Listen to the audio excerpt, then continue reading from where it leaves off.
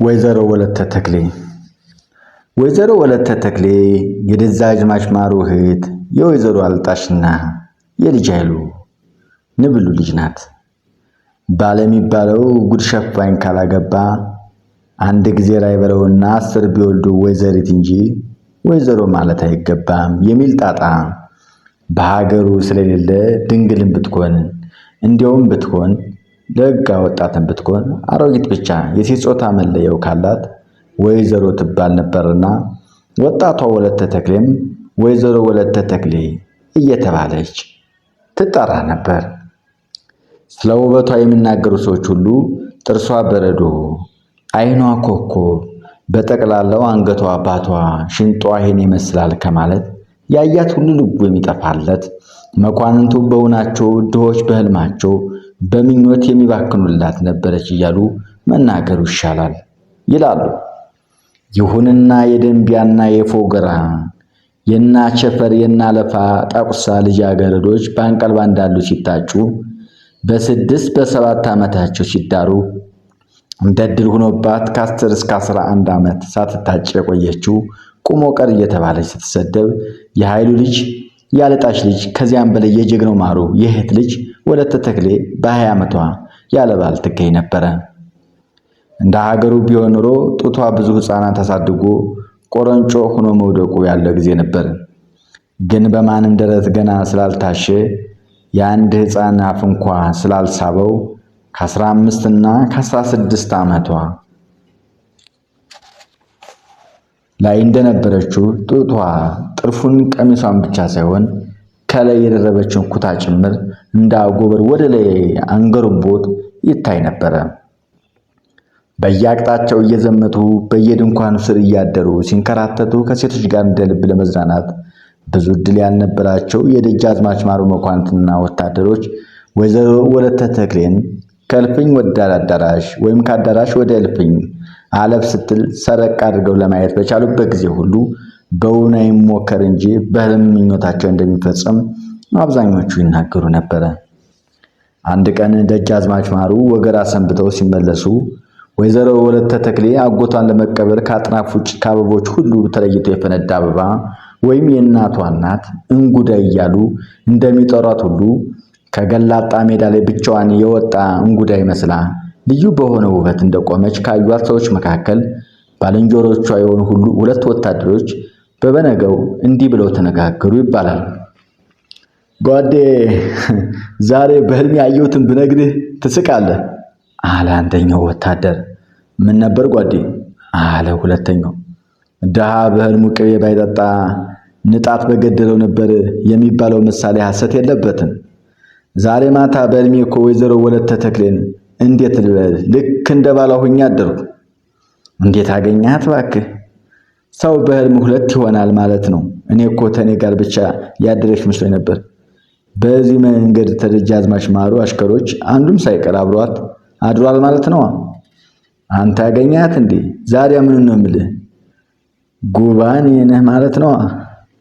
በህልም ነው የተቀማማነውና ጠቡን በህልም ብናደርገው አይሻልም? ደሞስ በአንድ ጊዜ ለሁላችን መሆን ተቻለች። ምን አጣላን? ሁለቱ ጓደኞች ይህን ተገላልጠው ይቀላለዱ እንጂ ካጎቷ ከደጃዝማች ማሩ በቀር በዚያ ግቢ ከሚገኝ ሱሪ አጥልቆ የሚሄድ ወንድ መካከል ወይዘሮ ወለተ ተክሌ በህልሙ ያላስደነገጧቸው አንድ እንኳ አይገኝም። ወይዘሮ ወለተ ተክሌም ሳይፈለግ በግድ የሚሳበው የጎረምሳዬ መካከለኛ ሰው፣ ጠና ያለ ሰው፣ የመኮንን የተራ ሰው፣ የቆንጆ የፉንጋ ሰው አይን ሁሉ እያረፈባት በዚያ ሁሉ ምቾትና ተድላ ላይ ተቀምጣ በዚያ የሳትነት ዘመኗ እሷን በፍትወት ስጋ ሳትቃጠር ቀረች ማለት ሰው ሆና አልተፈጠረችም፣ እንዲያው እንደ መልኳ መልአክ ናት ማለት ይሆናል። ነገር ግን ክብር መጠበቅ የሚባል የታላቅ ሰዎች መከራ አለ። በተለይ ታላቅ የምትባል ሴት ክብሯን ለመጠበቅ ተቃጥላም ነዳም ፍላጎቷን መክታት ግድ ነበረባት። በጊዜው በምንም ሁኔታ ሆድን መቆጣጠር ስለማይቻል አንዲት ወይዘሮ ውጭ ልትወሰልት ብትል ከዲቃላው በፊት ወሬውና ሐሜቱ ከሀገር የሚያስጠፋ ነበር። ከቤት አመሌን ልደብቅ ብትል ስንቱን መኳንንት እየናቁ የገበሬ ወይም የሰጠኝ የልጅ እናት መሆን አለ። ስለዚህ የሚያዋጣው ብዙ ሳይኩራሩ ብዙም ሳይቀሉ እኩያዬ ነው ባይባልም ወደ እኩያነት ይጠጋል የሚሉትን ባል ሳያመልጥ ማግባት ብቻ ነበረ። መደዴ ሴቶች ስለ መደዴ ባሎች ባልና ጉንፋን አይጠፋም እያሉ የሚናገሩ ቢሆንም እንደነ ወይዘሮ ወለተ ተክሌ ላሉት ወይዛዝርት የሚወጣው ባል እንደ ጉንፋን ርካሽ ሊሆን ስለማይችል ባልና ዳሽታ መለጠ አያዝምና ሳያመልጥ ተጠንቀቁ የሚባለውን ምሳሌ አስታውሰው ቶሎ ማግባት ነበረባቸው። ምናልባት ስህተቱ ከወይዘሮ ወለተ ተክሌ ብቻ ሳይሆን በዚያ ጊዜ አንድ መስፍን አንድ ቆንጆ ልጅ ካለችው አንዱን የሚያሰጋ መኮንን ለማሰር የታመነች አምበው ነበረች። ስለዚህ ደጃዝማች ማሩም በሕዝባቸው ፊት እንደሚደረደሩት ሳይሆን በዚያ ዘዴ ብዙ ጊዜ ይጠቀሙበት ስለነበር በወለተ ተክሌ ጭን ሊታሰር የሚገባውን ሰው ሲያማርጡ መቆየታቸው አልቀረም። አንድ ቀን ጠዋት ደጃዝማች ማሩ ወይዘሮ ወለተ ተክሌን ወደ እልፍኝ አስጠሯት። ጉዳዩ ቆይቶ ስለነበር ማንም ሰው ወደ እልፍኝ እንዳይገባ ታዘዘ። ወይዘሮ ወለተ ተክሌ ገባችና ችቦ አይሞላ ሞግቧ እንደሚባለው ሳይሆን ያ ከደልዳላ ቁመቷና ከሙሉ ሰውነቷ ጋር ተመጣጥኖ የተሰራ ወገቧ እስኪሰበር ለጥ ብላ እጅ ነሳች። እንደምን አደርሽ የኔ እናት? ቁጭ በይ አሉ ደጃዝማች የእህታቸውን ልጅ ትክ ብለው እያዩ። ምንም እንኳ ዘወትር ከዓይናቸው እንድትርቃቸው ባይፈልጉም በእርግጥ የባል ጊዜ እንደተላለፋት የቤት እመቤት የልጆች እናት ከመሆን ታግዳ እንደተቀመጠች በጣም ሊገነዘቡት ይቻሉት በዚህ ቀን ነው። ከዚህም በላይ ቆንጆዋ እህታቸው ወይዘሮ አልጣሽ ቆንጆ ሆነች እህት እንደተኩላቸው ልብ ብለው ለመረዳት ይቻሉት በዚህ ጊዜ ነበረ። ደጃዝማች እንደ ብዙዎቹ አጎቶች ሁሉ የእህታቸውን ልጅ ልክ እንደ ልጃቸው ይወዳሉ። የእህት ልጅ ባይወልዱትም ልጅ እንደሚባለው የሚወዷት እህት የወለደችው ልጅ ነው፣ የራስ ልጅ ነው። በተለይ አንድን ሰው ገድሎት ወንድሞቹ ደሙን ሳይመልሱ ዝም ቢሉ እንኳን ወንድ ልጆች ያሏት እህት ካለችው በነጋ በጠባ በታፈሰው እንባዋ ልጆቿ አስገድዳ የወንድሟን ደም ታስመልስ ነበረ። ከአንድ እናት ከአንድ አባት የተወለዱ ልጆች በዝምድናም ሆነ በፍቅር ከአባትና ከልጅ ወይም ከእናትና ከልጅ ይበልጥ ይቀራረባሉ ይባላል። ስለዚህ ከአንድ እናትና ከአንድ አባት የሚወለዱት ልጆች የራስ ልጆች ናቸው ተባለ። ደጃዝማች ማሩ የእህታቸውን ልጅ ከልጃቸው ከወርቅ ውሃ እኩል እንደዚያ ተንሰብስበው ይወዷት የነበረበት ምክንያት ይሄው ነው። ወይዘሮ ወለተ ተክሌ ቁጭ እንድትል ከተነገረች ቆየት ቢልም አጎቷን ከእግዚአብሔር ቀጥላ ትፈራ ታከብርና ተወድ ስለነበር በአንድ ጊዜ መነገር ብቻ ቁጭ ልትል አልደፈረችም። ቁጭ በይ እንጂ የኔ እናት አሉ ደጃዝማች። አሁንም ደግሞ ድምፃቸውን ከፈጣን አነጋገራቸው ጋር አንድ ልዩ ጣዕም ነበረው። ወይዘሮ ወለተ ተክሌ እጅ ነሰችና በደጃዝማች ትይዩ ባለው ቋንጣ ወንበር ላይ ተቀመጠች። አንዳንድ ሰዎች ለሚወዱት ሰው ከልክ በላይ ተጨናቂዎች ናቸው። ሲያነጋግሩት በጥጉ ሲቆሙ፣ ሲቀመጡ፣ ሲጋብዛቸው የሚያደርጉት ልዩ የሆነ ባደረጉት ያለመርካት ስሜት እንደሚታይባቸው ደጃዝማች ማሩም ብዙ ሰው አይወደዱ እንጂ ለጠላት የዲያብሎስ ዲቃላ የሆኑት ያህል ለሚወዱት ሰው እንደዚሁ ሙት ነበሩ።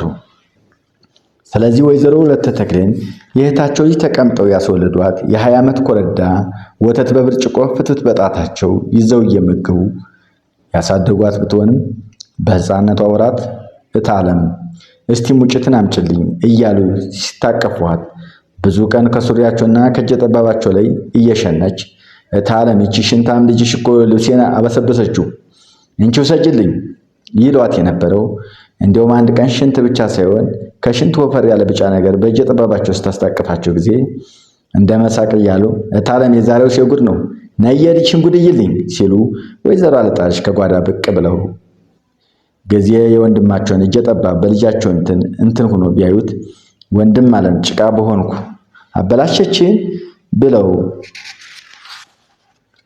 ከጭናቸው ላይ አነሱላቸውና እንደ መሳቅ እያሉ አንቺ ቅዘናም ወንድሜን ያበላሸሽው ብለው በአንድ እጃቸው ከደረታቸው ላይ ጠጋ አድርገው ይዘዋት በአንድ እጃቸው ቂጧን መታ ሲያደርጓት ትኩር ብላ እያየቻቸውና ፊቷን ኮፍተር አድርጋ ብላ ማልቀስ ስትጀምር ተዩ ይበላሽ በገዛ ወንድምሽ ልብስና አባቱ ተዩ ሲሉ ራሳቸውን ብድግ ብለው ተዩ እያሉ ጉንጯን የሳሙት እስከዚህ ቀን ትዝ የሚላቸው ቢሆንም የአሁኗ ወለተ ተክሌ የአሁኗ ላይ የምታስፈራ ወጣት ወይዘሮ ከዚያች ሕፃን እጅግ ርቃ እንደያዘችው በእርግጥ ያቺ ሕፃን እንዲሆነች ብሎ ለማመን እንኳ የምታስቸግር ሁና ታያቸው። ሊነግሯት የፈለጉት ለመንገርም ልክ እንደ ታላቅ እንግዳ ፈሯት። ፈራ ተባ ሲሉ ቆይተው ልክ እፍረትና ቅርታ እንዳለበት ሰው በተዘጋና ዝቅ ባለ ድምፅ የኔ እናት እንግዲህማ አንድ ጓደኛ ልፈልግልሽ እንጂ አሏት። ወለተ ተክሌ በዚህ ዕድሜዋ ጓደኛ ልፈልግልሽ ስትባል ፈትል የምታፋትላት ስፌት የምታሰፋት ደንጉጥር አለመሆኑ በቅጽበት ስለገባት አንገቷን ደፋ አድርጋ ዝም አለች። ደጃዝማች ቀጠሉና መቼም ፈላጊሽ ብዙ መሆኑን አንቺም አትስጪው፣ ግን ተቋራ፣ ተወገራ፣ ተንፍራዝ፣ ተደንበያ መኳንንት የምትመርጪውን ንገሪኝ አሏት። በዚህ ጊዜ ደጃዝማች እንደው ገና ወደ ከፍተኛ ስልጣን መጠው አልታወቁ ስለነበር ለደጃዝማች ማሩ ትዝ አላሏቸውም ነበርና ተቁጥር አላገቧቸውም። አንገቷን ደፍታ ዝም አለች። ከመጀመሪያው ጥያቄ መድረጉን ልጇን ማን መሆኑን ታይቶ ነው። በዕድሜዋ የደረሰች ደንበኛ አስተማሪዎች እየተቀጠሩላት ለብዙ መሃይምናን ሰሞነኞች መምህር ለመሆን እንደምትችል የተማረች መልኳ ብቻ ሳይሆን ጠባዩዋ፣ ቆራጥነቷ ሰዎችን ለማዘዝ የተፈጠረች መሆኗን የሚናገሩላት በተራ ወይዘሮ ልታይ የማትችል መሆኗ ታይቶ ነው። ግን ምን ቢሆን ሴት መሆን አይቀር አንዱ ታላቅ ሴት የእርሷ የሆነ ወይም የሚሆን ወንድም ስም ሲነሳ ማፈር መሽኮርኮም የማይቀር ነገር ነው። የዚያ ጊዜውማ ይነሳ።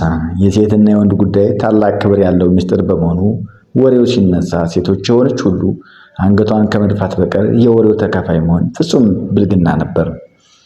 በተለይ ልጃገረድ እገሌ የሚባል ሰው አጭቶሻል ሲባል ሰምታ ነው የዚያን ሰው ፊት የምታይ? በጭራሽ። እርግጥ ነው ወይዘሮ ወለተ ተክሌ እስከዚህ አልነበረችም። ቢሆንም ዓይን አውጣ ደረቅም አልነበረችም። የባል ነገር መታሰቡ ሲነሳባት አፈረች፣ አንገቷንም አቀራቀረች።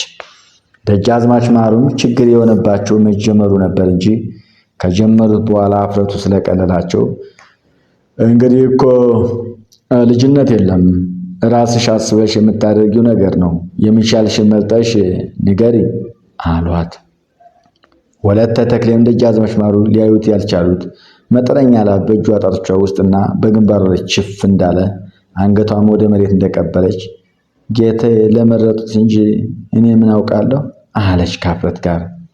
እንኳን ደጃዝማች ማሩን ያህል ሰው ማንም ቢሆን ከጭቃ ሹምነት በላይ የሆነ ሹመት ካለው በአካባቢው ሕዝብ ዘንድ ታላቅ ጌታ ሆኖ ይታይ ነበረ።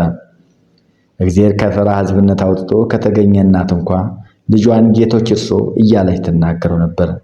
እነ ታላቅ እህት፣ እነ ታላቅ ወንድም፣ እና አክስት፣ እና አጎት፣ እና አብሮ አደግማ መቼም አፉ እስኪቆረጥ ጌቶች ማለት ወገቡ እስኪቆረጥ እጅ መንሳት ነበረበት። ለምን ተሰው መልጦ ለሹመት ተንጨት መልጦ ለታቦት እንደሚባለው ከሰው ተመልጦ ተሽሟላ፣ ከሰው ተመልጦ ተቀብቷላ።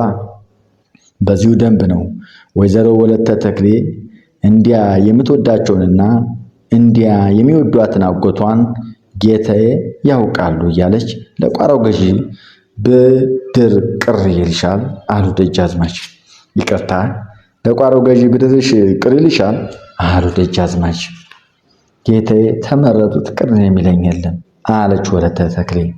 አይ ተፈቃሪ ላለማውጣት ብቻ ብለሽ ሁሉንም ዝም ብለሽ አትቀበይ። ደስ የሚልሽን ብትመርጭም ያው የኔው ፍቃድ ነው። ተኔ ይበልጥ ለእኔ ደህንነት ጌታዬ ስለሚያስቡ እርሶ የሚመርጡት ሁሉ ይስማማኛል። እንግዲህ ያለ ቅርታ ተስማመሽ ማለት ነው? አዎን። ምንም ቅር በሆድሽ የለም? በጭራሽ። እኔ ተጌቶች የምደብቀው አለ? እስቲ ሙት በይ። ማሩ ይሙት ውዳጁ። ይቀጥላል። ክብራትና ክብሯን ዩቲዩባችን ሸር እያደረጋችሁ የሌሎች እንዲደርስ ስለምታደርጉ እናመሰግናለን።